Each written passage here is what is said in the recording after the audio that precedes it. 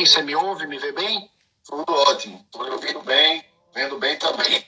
Antes de mais nada, deixa eu apresentar o nosso convidado. Né? Estamos aqui recebendo nesta tarde o professor Ricardo de Carvalho Apriliano. O professor Ricardo Apriliano é doutor e mestre em processo civil da Faculdade de Direito da Universidade de São Paulo, a USP.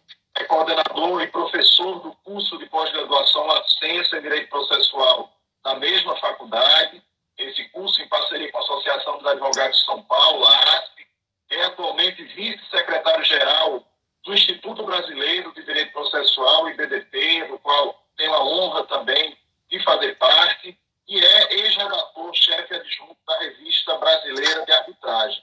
A temática que a gente escolheu, eu vim apresentando aqui, Ricardo, é tratar sobre ordem pública e processo, que foi a sua tese de doutorado na USP em 2011, sob orientação do professor Carmona, do professor Carlos Alberto Carmona, e é o título do livro lançado também em 2011 pela Atlas, que é este aqui, o Ordem Pública e Processo, né, que foi o resultado da sua tese de doutorado.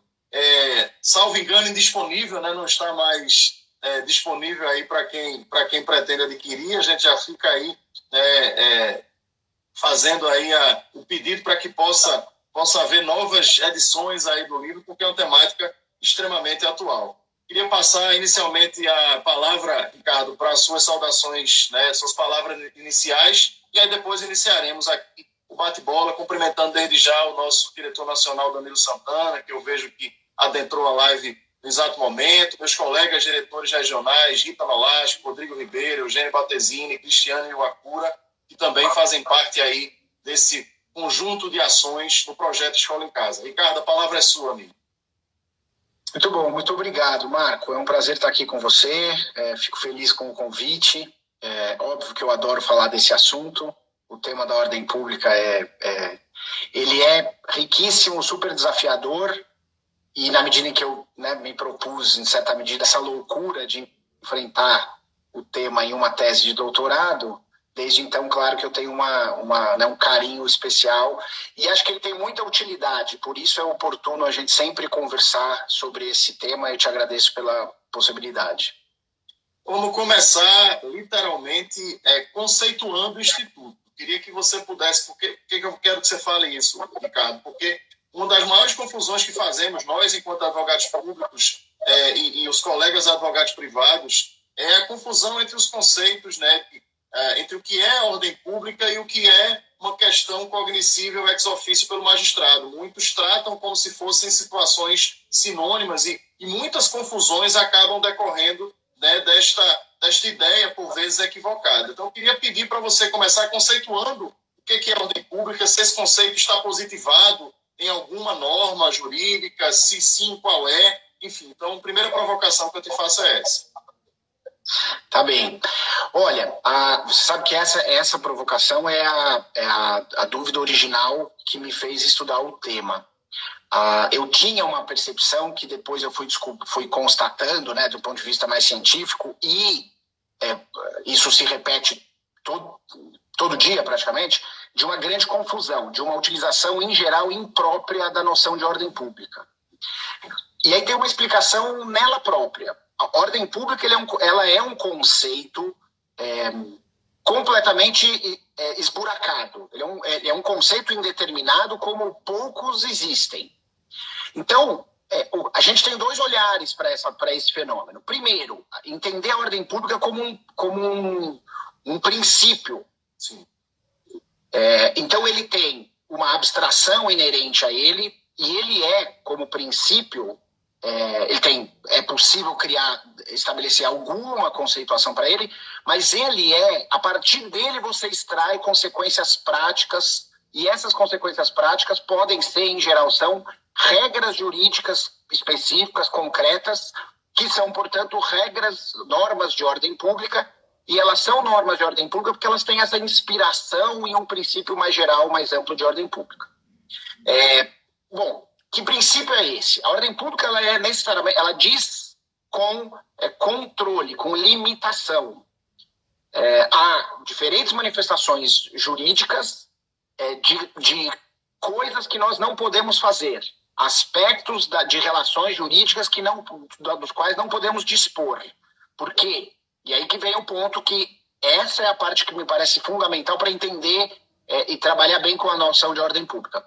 Por que você atribui essa natureza a certas vedações de certos aspectos de relações jurídicas? Porque eles dizem respeito com valores que nossa ordem jurídica, ou que uma ordem jurídica pratica, e valores que uma ordem jurídica considera importantes, relevantes, essenciais no seu contexto histórico. Então, você não tem como dissociar a lógica de ordem pública de um componente axiológico, de uma lógica de ter um valor por trás que explica por que aquilo merece aquela proteção e merece aquela qualificação. As coisas não são protegidas ou proibidas no contexto da ordem pública, porque sim, porque o legislador quer, não é. E aí é a primeira distinção que eu aproveito a propósito da sua pergunta. Há certas coisas que são proibidas porque o legislador quer, ponto. Não tem explicação, não tem uma causa maior, transcendental, que inspira isso. Tem uma causa, ela só não é transcendental, ela só não está atrelada a valores da nossa sociedade.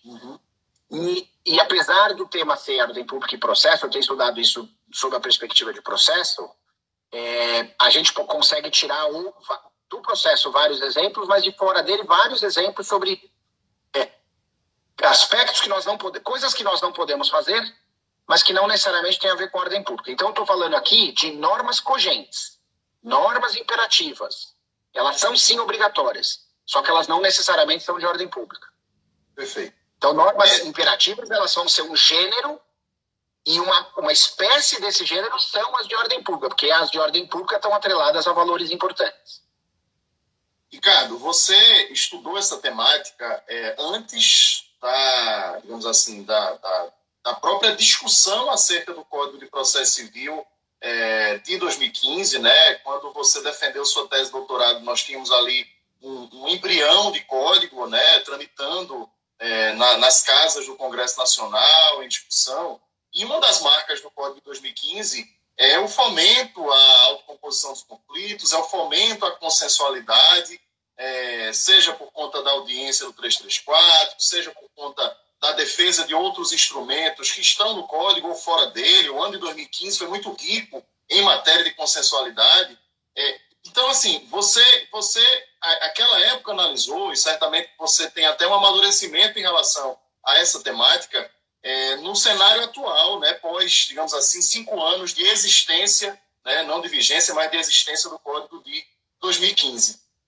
Nesse aspecto, as questões de ordem pública, elas admitem transação, elas admitem renúncia, os direitos indisponíveis têm relação com a ordem pública, é possível negociar sobre a ordem pública, sobre questões de ordem pública. Como é que você trata dessa temática, olhando para o código que a gente tem hoje, olhando para a legislação que a gente tem hoje, né, e comparando com aquilo que tu estudaste ali em 2011 na defesa da tua tese de doutorado? Ótimo. Pois assim, se a ordem pública é controle, se a ordem pública é restrição à liberdade das partes, a diferentes manifestações, mas se o argumento é esse e segue sendo esse, o que você tem de 2015 para cá, e quer dizer, claro que é o momento que nós estamos vivendo, mas isso pode ser historicamente situado em outros momentos também. O que você tem é uma modificação da compreensão do que está dentro da ordem pública e, portanto, segue sendo indisponível, não passível de transação ou renúncia, e aquilo que está fora, que é a maior parte, que são componentes disponíveis, transacionáveis de direitos e de relações jurídicas. Então, o Código de 2015, ele é muito importante sobre vários aspectos nessa temática. Nesse que você está provocando, na medida em que ele confere, ele consagra, mais do que confere, uma noção de autonomia das partes, também em relação a aspectos do processo, ele torna mais evidente que aquela noção que a gente tinha, talvez assim, que a gente estudou e que assim, uma certa noção clássica de, não clássica antiga, mas uma noção das últimas décadas, de uma natureza pública de tudo que diz respeito ao processo, de uma noção de que tudo no processo é indisponível e, portanto, as partes não podem fazer nada, essa noção ela é fortemente atacada no Código de 2015. Então, eu diria que o campo de atuação da ordem pública se restringe no plano do Código de 15, porque coisas que nós achávamos que não podíamos ficaram explicitamente permitidas no plano das relações processuais e das normas de natureza processual. Então, é aquilo. Eu, na época, estudando, disse, olha, o processo não é do juiz, o processo não é inteiro público, ele não é inteiro indisponível, a gente precisa repensar essas noções. O Código de 15 vem e positiva um pouco essa lógica. No seu livro, na sua tese, você trata, Ricardo, sobre questões de ordem pública relacionadas ao direito processual, mas, como você mesmo colocou aqui no início da sua exposição, também questões de ordem pública relacionadas ao direito material.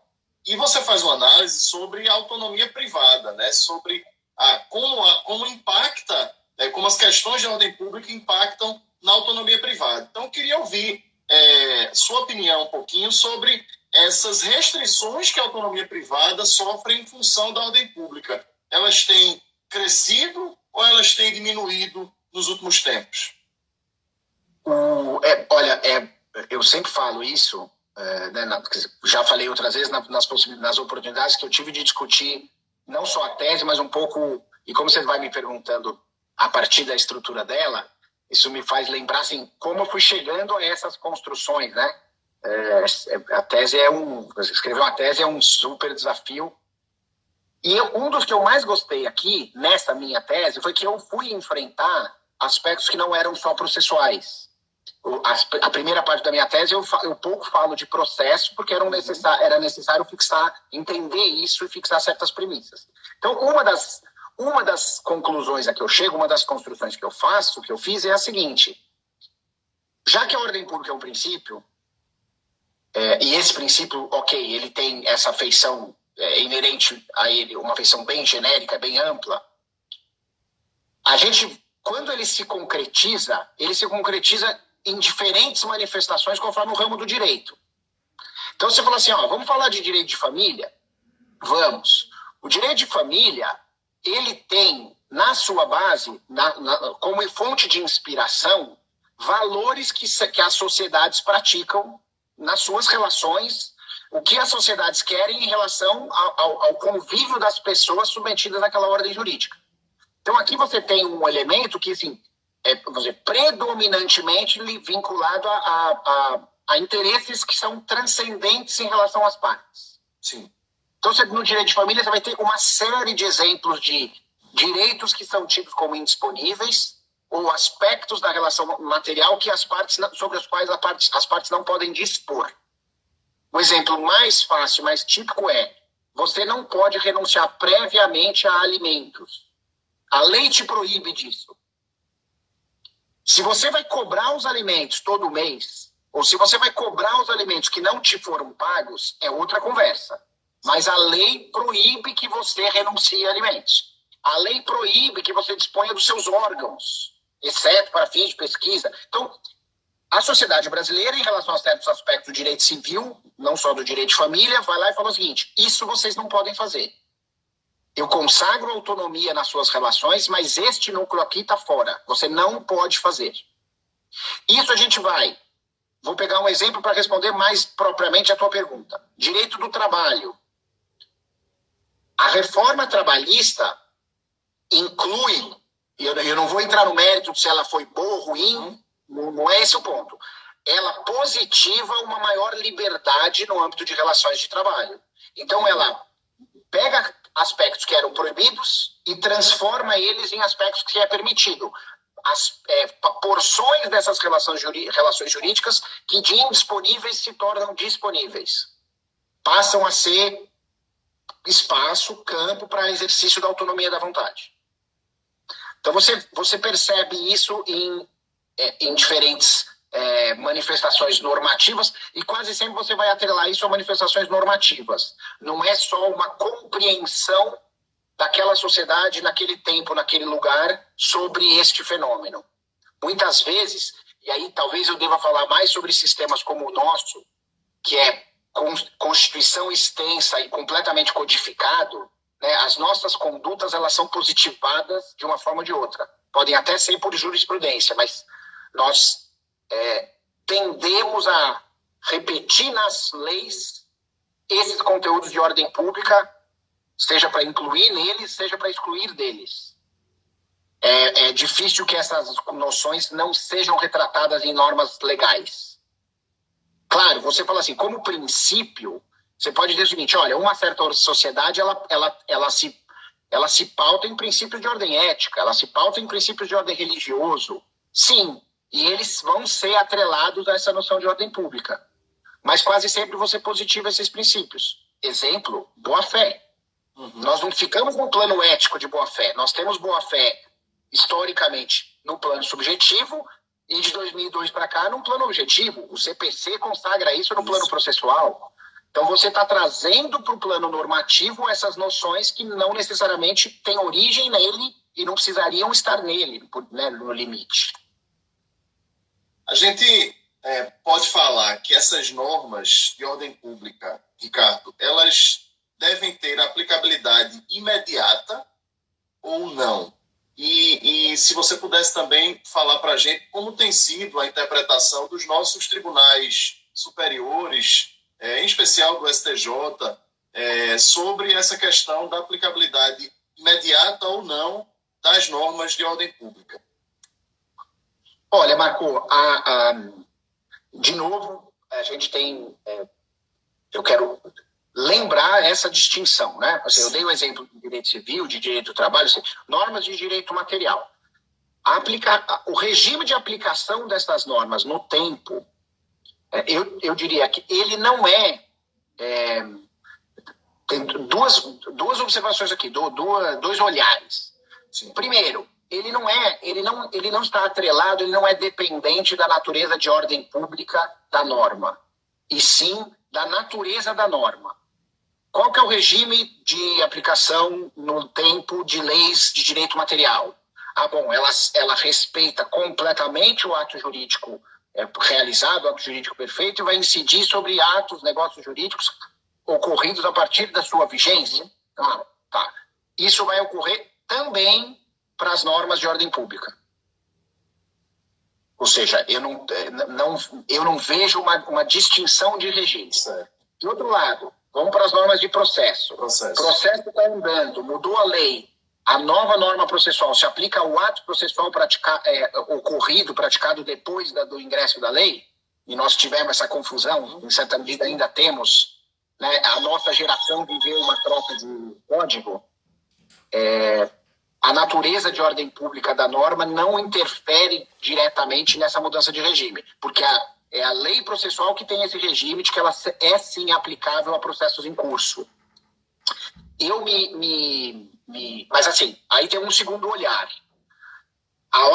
Justamente porque a ordem pública em geral é mal compreendida e mal aplicada, ela pode transformar uma norma, ela pode interferir negativamente nessa lógica de regime de aplicação da lei no tempo, para aplicar normas que não deveriam ser aplicadas sob uma consideração de que elas são de ordem pública. Vou dar dois exemplos, um sim e outro que não. Os dois são antigos até. A impenhorabilidade do bem de família. O que fez a jurisprudência? O bem de família, a partir do momento em que ele passou a ser impenhorável, por que ele se tornou impenhorável? Uma lei estabeleceu essa impenhorabilidade, e a leitura disso, correta no meu entender, por que impenhorável? Porque nós temos que proteger a moradia das pessoas ter onde morar está diretamente atrelado à dignidade, e você, numa relação comercial específica, pode ceder a uma pressão para dizer, toma o meu bem em garantia. Então você tira isso da liberdade das partes. Você não pode oferecer o seu bem de família em garantia e ele é impenhorável. Pois bem, a partir de quando ele é impenhorável? A partir de quando a lei disse que ele é impenhorável. E aquelas pessoas que deram seus bens de família em garantia quando era possível dar?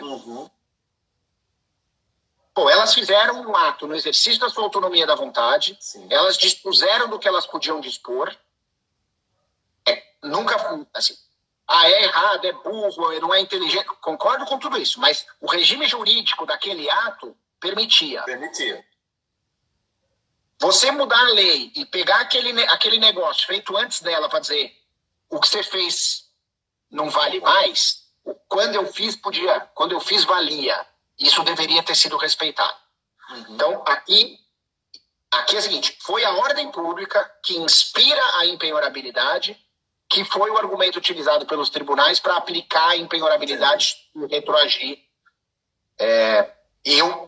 De novo, né, não é tanto entrar no método. A gente, quando analisa tecnicamente essas coisas, é o seguinte, acho que assim, me parece errada a solução jurídica, ainda que moralmente falando, ou economicamente falando, sob a perspectiva das pessoas que podiam perder suas casas por causa de dívidas, seria, né, injusto numa concepção mais ampla de justiça. Eu concordo, claro que eu concordo.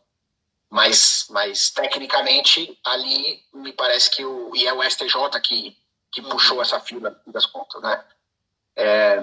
Tem uma outra construção que tem um pouco menos a ver com ordem pública, e é também um pouco mais antiga. A lei de arbitragem, quando passou a viger em 96, ela ficou um período com a constitucionalidade suspensa, né, como você sabe, mas tem uma discussão seguinte, cláusulas arbitrais anteriores a ela, se são regidas ou não são regidas por ela. Eu já vi julgados vinculando noções de ordem pública que decorrem da aplicação de uma lei processual para dizer que essa lei é aplicável. Não precisa ter ordem pública nessa situação específica, porque é a natureza processual da norma que vai matar essa charada, que vai responder a essa dúvida. Esses são os dois exemplos mais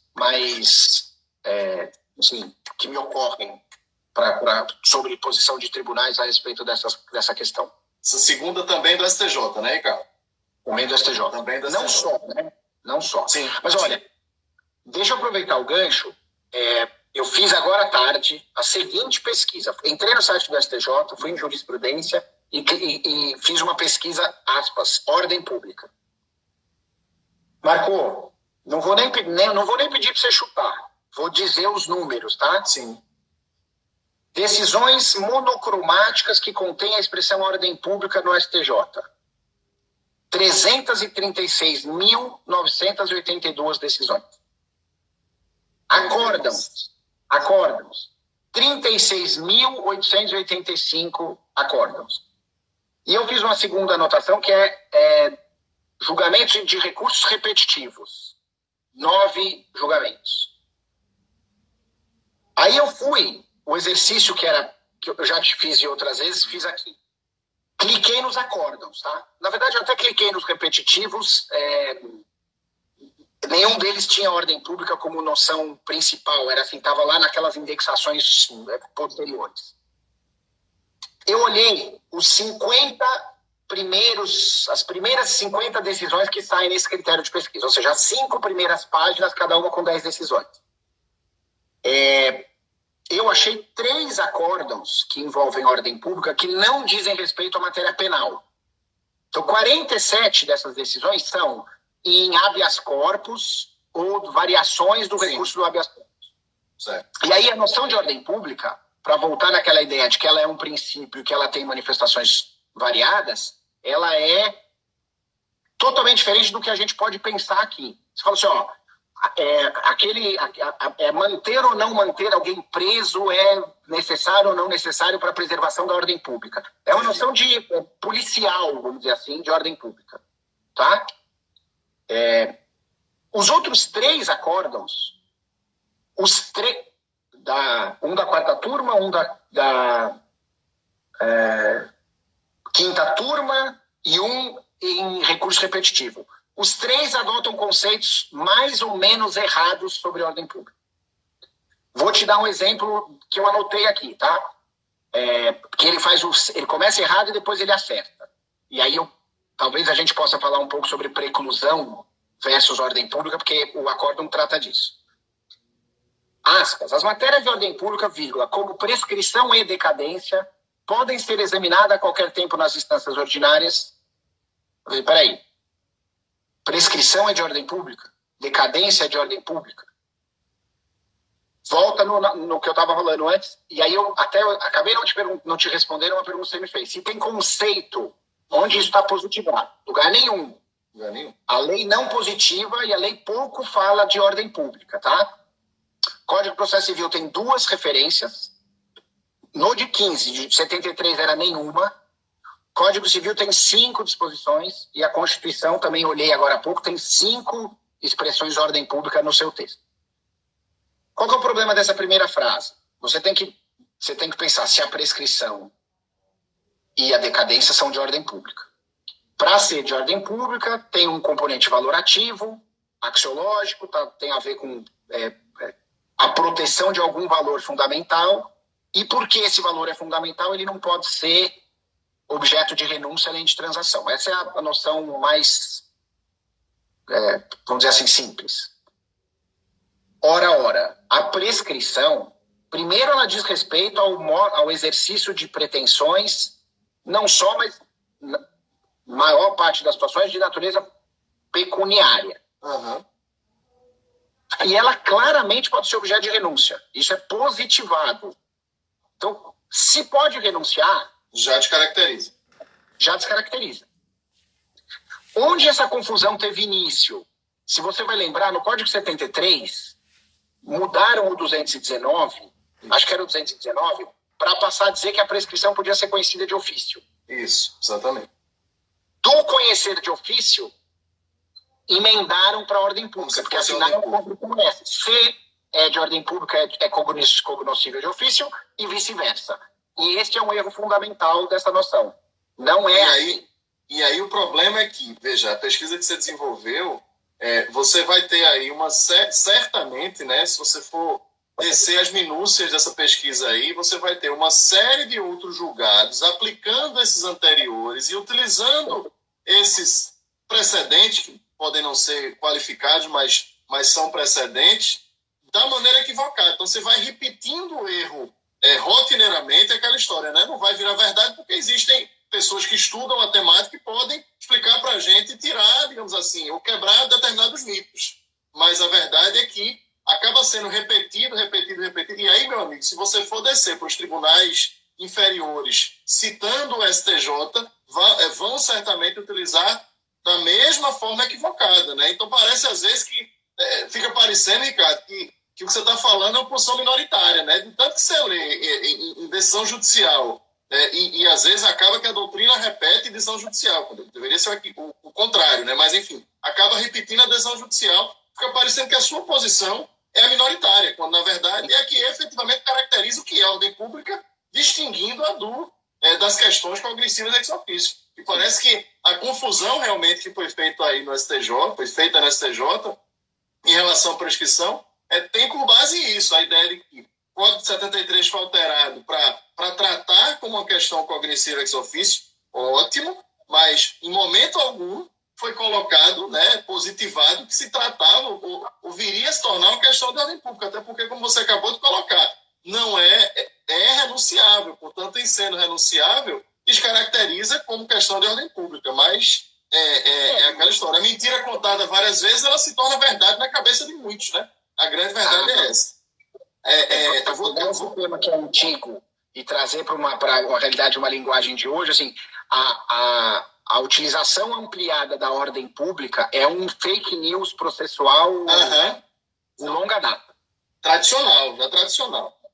Vou te provocar em relação a duas questões em bloco agora, que é o seguinte. Primeiro, já nessa temática que você acaba de colocar, vamos deixar claro aqui, as questões de ordem pública, elas podem ser cognoscíveis ex officio ou elas dependem de provocação. Veja, está claro já para todos nós aqui a distinção que não são situações similares, não são situações sinônimas, ou seja, nem toda questão cognitiva ex officio é uma questão de ordem pública. Mas a pergunta que eu te coloco é, as questões de ordem pública, elas dependem de provocação ou elas são cognitivas ex officio? Essa é a primeira provocação. E aí, emendando com isso, como é que a gente pode impugnar, quais são os meios que a gente tem para impugnar, né, as matérias de ordem pública? Como é que eu posso provocar o judiciário em relação a essas questões de ordem pública? Bom, olha, vou te responder, vou pegar a tua última pergunta, vou começar do fim, tá? Porque em certa medida, a construção original da exceção de pré-executividade se relaciona com a noção de ordem pública. Do que nós estamos falando? Olha, em processo de execução, antigamente, quando você só podia deduzir os embargos quando o juízo estivesse garantido, sim, a forma de você apresentar uma defesa prévia era por essa figura que recebeu esse nome, e dependia do quê? Da matéria que você invoca ser de ordem pública.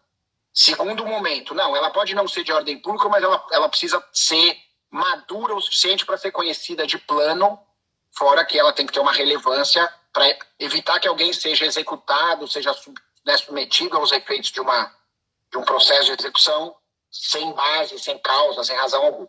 Muito bem.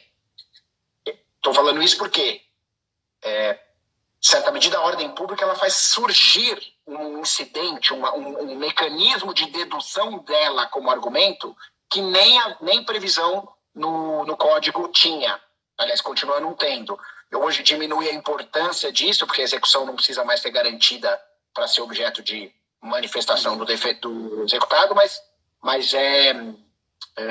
a exceção de pré-executividade continua entre nós.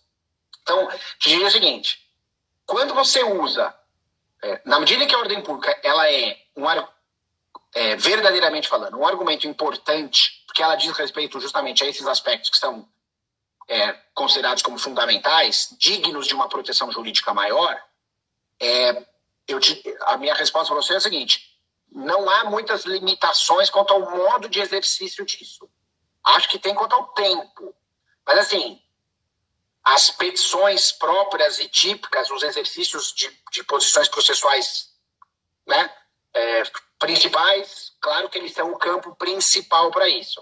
Pega, por exemplo, a disposição do código que fala, olha, antes de discutir o mérito, o réu deve alegar e traz o rol das matérias. Não todas, mas a maior parte das matérias que estão ali elencadas são, sim, de ordem pública. Tá?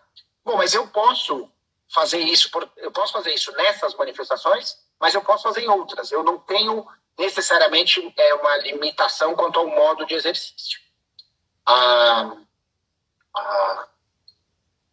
Você me perguntou isso,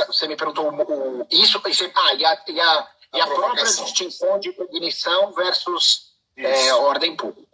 Aqui você tem, acho eu, a gente pode até pensar, talvez a gente identifique questões de ordem pública que não são cognoscíveis de ofício, mas se elas existem, elas são um fenômeno raro. O que acontece? Cognoscível de ofício tem um monte de coisa.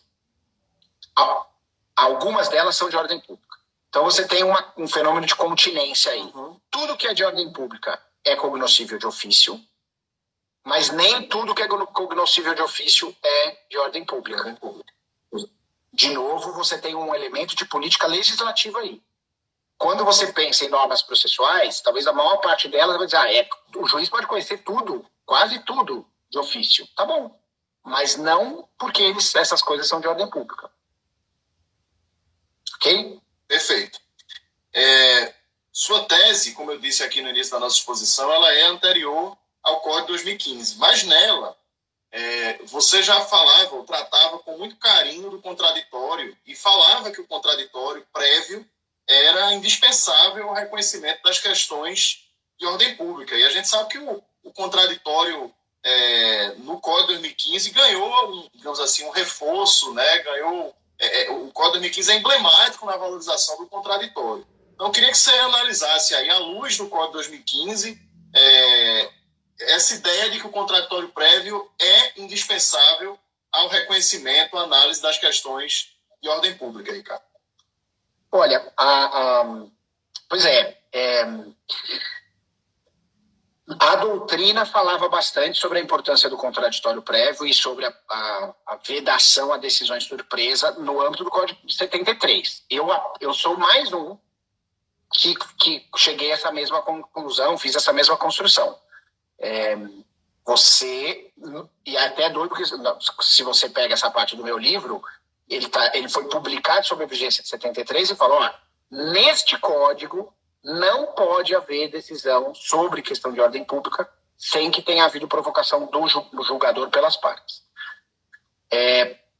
Por que isso? E por que nós estamos nesse modelo, nesse sistema do Código de 15? Porque são dois fenômenos que não se confundem. Eles assim, se relacionam, mas eles não se confundem. Conhecer de ofício ou não conhecer de ofício é apenas e tão somente a quem compete a iniciativa de suscitar o argumento. Só. A gente, historicamente, talvez não tivesse essa compreensão de que o juiz suscita argumentos,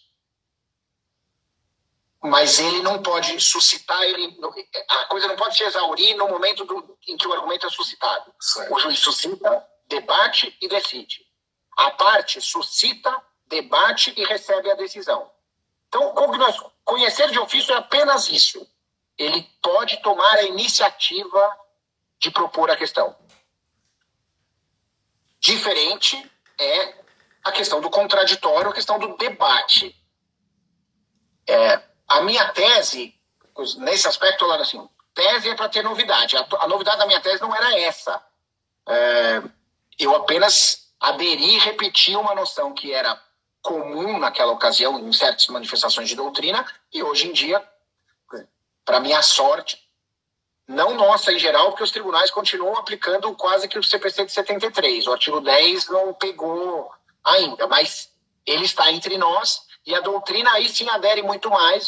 Eu brinco isso sempre, Marco, é piadinha infame, mas eu brinco assim, um dia o CPC de 2015 vai entrar em vigor, então é melhor a gente ir estudando ele.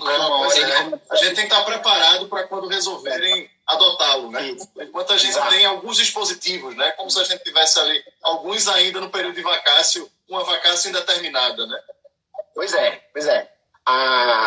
E o triste é que, na minha visão, os aspectos fundamentais do Código de 15, consensualidade, meios alternativos acoplados à solução jurisdicional, contraditório, precedentes, pilares do nosso novo sistema, esses ainda não vingaram.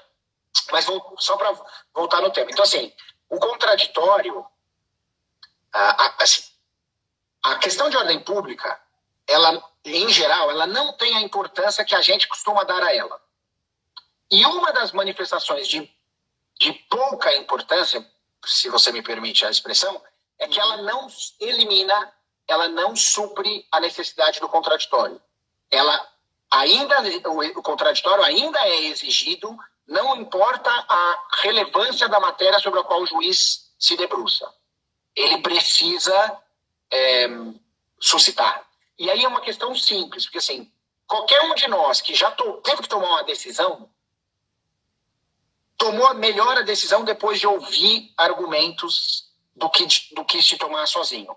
É tão simples quanto isso. Você pega os seus filhos, vem um para você e fala assim, pai, aí você fala, peraí, chama o outro e fala, o que aconteceu? Se você ouviu o primeiro e já vai dar o castigo, a chance do seu castigo ser injusto ou qualquer, né, é muito grande.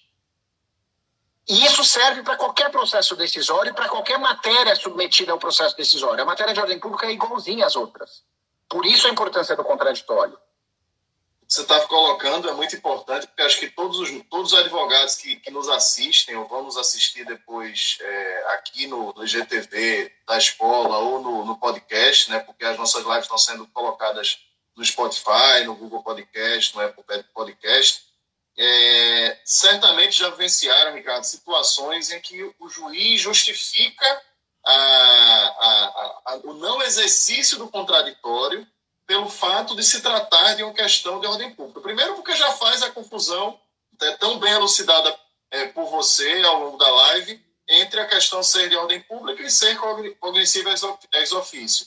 E segundo, utilizando a justificativa de que não abriu a oportunidade de manifestação, porque ali, ao se tratar de uma questão de ordem pública, ele pode decidir de plano sem precisar ouvir, ou seja, forçando assim a parte a ter que utilizar a via recursal para poder, pela primeira vez, debater, dialogar sobre aquela questão a qual ela deveria ter sido chamada antes. Então, infelizmente, isso é algo que acontece no primeiro grau, muitas vezes é mantido no segundo grau, e você precisar provocar um tribunal superior por algo que é absolutamente primário, né? Que deveria ter sido tratado lá atrás, e como você mesmo colocou, está lá nas normas fundamentais do nosso código, enfim, mas dentre aqueles... Sabe que sim. Isso tem a ver com uma noção, a gente talvez fale pouco disso, e aí a autonomia privada vem em reforço dessa noção. O seguinte, excelências, o direito é meu. Sou eu litigando contra o Marco, o direito é nosso.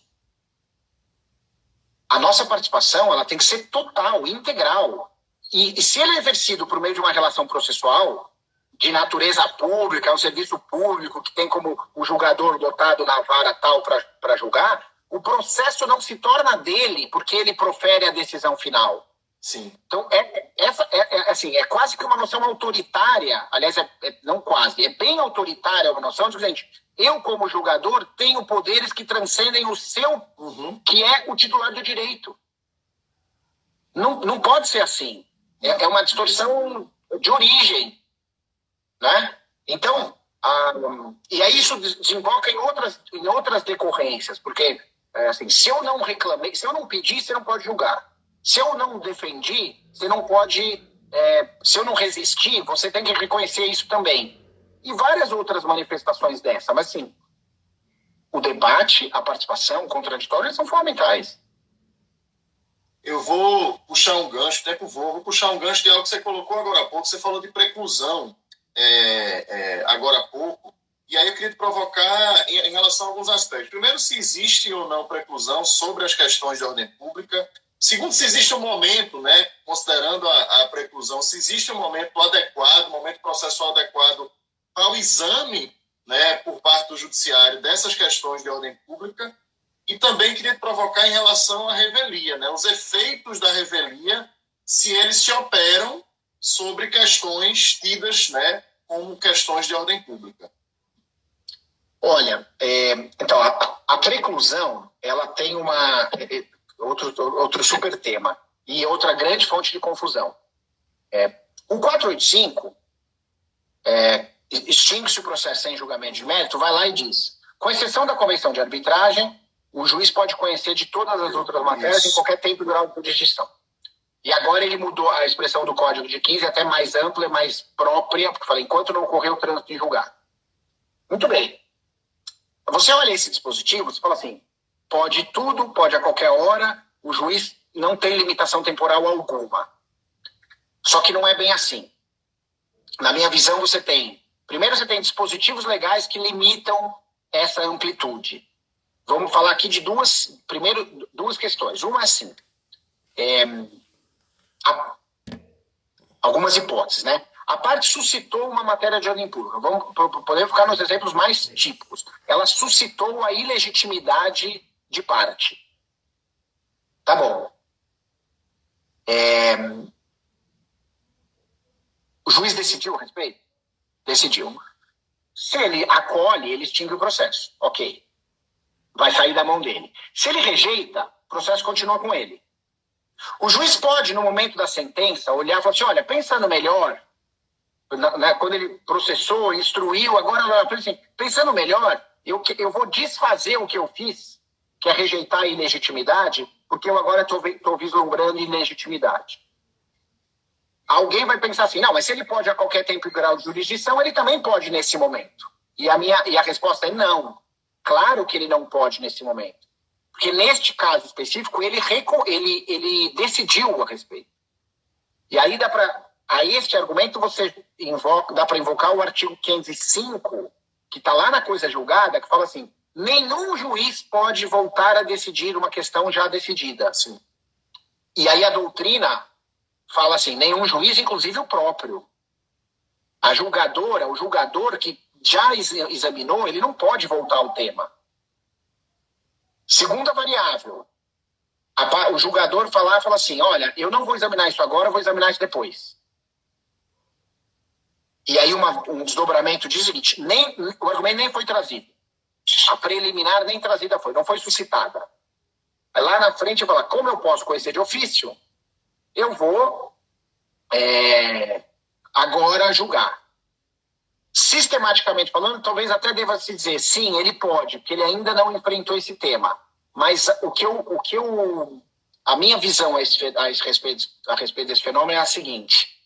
A matéria de ordem pública processual, ela tem que ser verificada e aplicada, e, se for o caso, reconhecida, no momento inicial em que ela pode ser reconhecida e aplicada. Daí para frente, ela começou a fazer um mal tremendo. Que você pega um caso que podia ser julgado no mérito e converte esse julgamento num julgamento processual, que é um julgamento que ninguém quer. De processo gostamos nós, mas é aquela história, ninguém vai ao judiciário para discutir litispendência, competência, conexão, possibilidade inépcia. As pessoas vão ao judiciário para discutir o direito material que elas têm.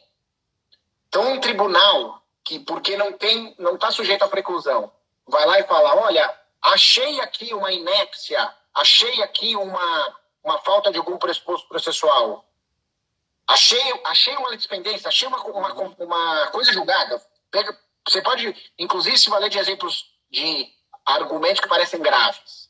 Assim, e vou extinguir sem julgamento de mérito, ele fez tudo errado. O momento adequado para aquilo já tinha passado. Seria melhor se ele, nesse momento, julgasse o mérito e desse a tutela jurisdicional para alguém à luz da relação de mérito. Mas enfim, para arrematar a tua pergunta exata,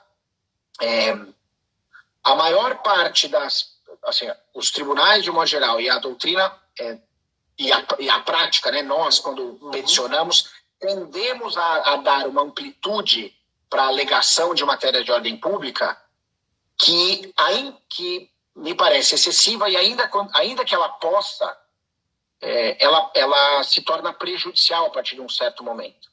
Em primeiro grau, você tem o saneador. O saneamento é um corte importantíssimo.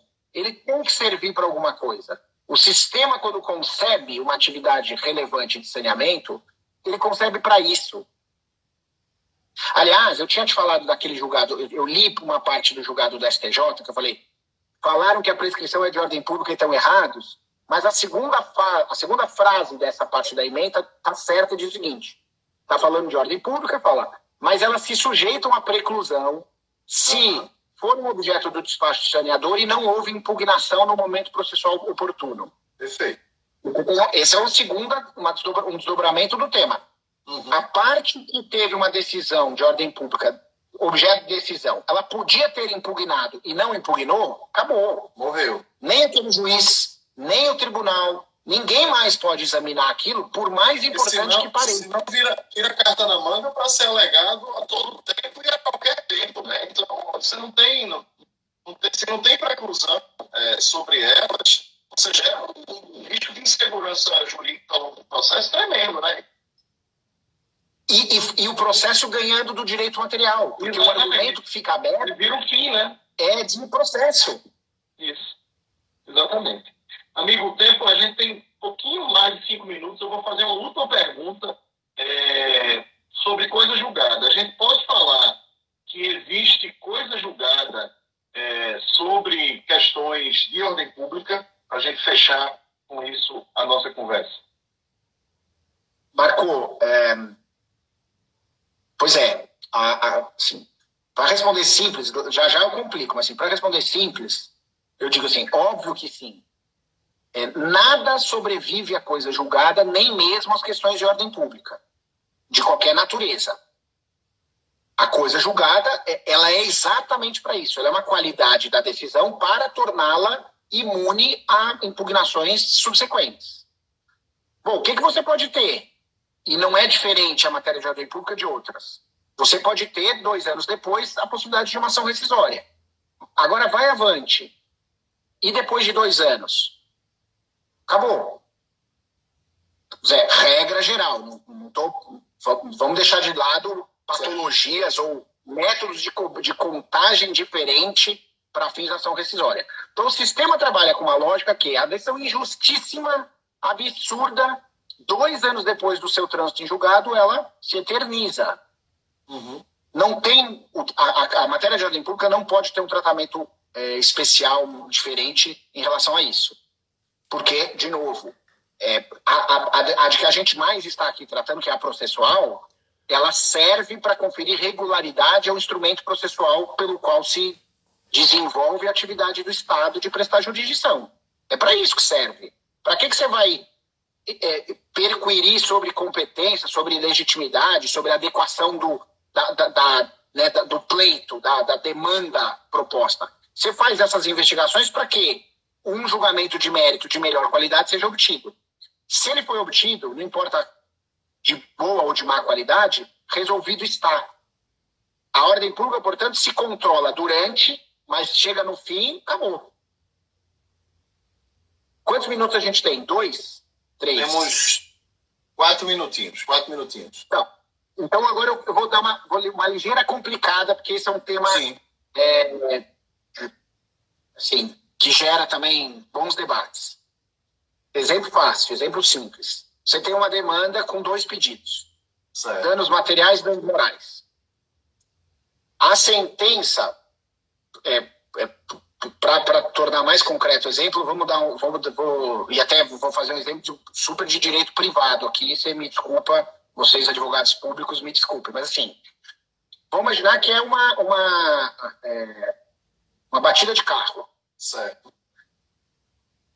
Aí o julgador falou o seguinte, olha, quanto ao pedido de dano material, eu considero que você é ilegítimo porque você não é o dono do carro. Então eu extingo o processo sem julgamento de mérito quanto ao dano material. Uhum. Deixa eu melhorar o meu exemplo. O juiz, ele julga improcedente esse pedido e julga procedente o dano moral. Certo. Tá bom? Então a ação se subdividiu. Ganhei o material, perdi o moral. Perfeito. Se eu ganhei o material, eu não recorro. Eu sou o dono do carro que ganhou o dano material. O tribunal, examinando o seu recurso quanto ao dano moral, que você se insurgiu, tá? Ele vai lá e fala o seguinte, mas peraí, o Ricardo não é dono do carro. Então, ele é ilegítimo para pleitear a condenação ao dano material. Como é uma questão de ordem pública e eu posso conhecer em qualquer tempo o grau de jurisdição, eu vou anular a sentença quanto a esse ponto. Aí eu falei assim, mas peraí, o Marco recorreu disso? Não. Pois é. Então, esquece, não é problema seu, tribunal. Mas existe uma construção teórica que fala o seguinte, não, isso é efeito translativo. O efeito translativo devolve matérias de ordem pública. Gente, no exemplo específico que eu estou dando, a matéria, pedido de condenação em danos materiais, não foi sequer devolvida para o tribunal. Fosse um Lego, essa partezinha do brinquedo não teria sido entregue na mão do julgador. De novo, é um uso distorcido da ordem pública. Porque a ordem pública, inclusive essa lógica de investigar fundamentos que são importantes, ela se limita ao objeto do processo. O pedido de dano material, nesse meu exemplo, transitou em julgado. Então, volta a primeira parte da minha resposta. Transita sim e não pode sair ressuscitando a pretexto de ser de ordem pública. A lógica da ordem pública, Marco, para usar uma frase de fechamento, assim, ela precisa ser lida sempre com um olhar muito restritivo. Isso. Que não é, infelizmente, o que acaba acontecendo na prática dos nossos juízes de primeiro grau e dos nossos tribunais. Ricardo, queria agradecer em nome da Escola da AGU imensamente a generosidade, né, sua em ter aceitado o convite para dividir um pouco do seu conhecimento acerca dessa temática que é tão espinhosa, né, e tão, digamos assim, mal interpretada pelo nosso Poder Judiciário. Foi uma grande aula que tivemos aqui durante esse tempo. Recomendo a leitura do livro Ordem Pública e Processo. Deixa eu apresentar ele aqui mais uma vez. Cumprimentar os nossos queridos amigos processualistas, advogados públicos ou não, que passaram aqui pela live. Né? Eu vi Roberto Rodrigues, Beclaut, vi Gisele Góes, Pedro Henrique Nogueira, tanta gente querida que passou por aqui. Então, queria lhe agradecer, passar a palavra para as suas considerações finais para a gente encerrar a live. Marco, pois muitos amigos aqui me prestigiando, quero agradecer demais a vocês, o Pedro, o Beclaut, eu vi aqui o Leonardo Beraldo, o Paulo Nasser, estou vendo agora, um monte de gente, muito obrigado mesmo. Eu quero te fazer uma sugestão que eu não sei se é um problema. De fato, meu livro está fora de mercado, mas eu vou te mandar alguns exemplares e você sorteia, vê como você quer fazer nesse contexto do projeto. Maravilha, tá bom. amigo. Vou te mandar. Muito obrigado. É uma honra participar aqui com você. Boa noite a todos. Abração. Tchau. Efetividade do compromisso de ajustamento de conta. Olá, boa tarde a todos e a todas.